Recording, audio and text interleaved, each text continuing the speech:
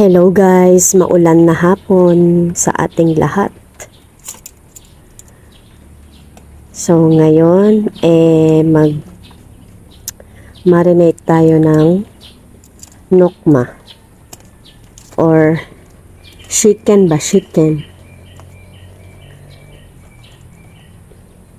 Yan, so meron akong manok dito na minarinate at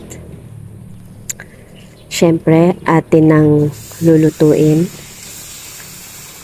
Wala po yang mantika.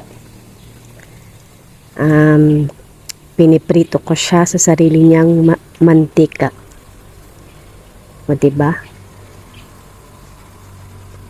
Para healthy. So, ayan, nilalagay ko na ang pangalawang manok.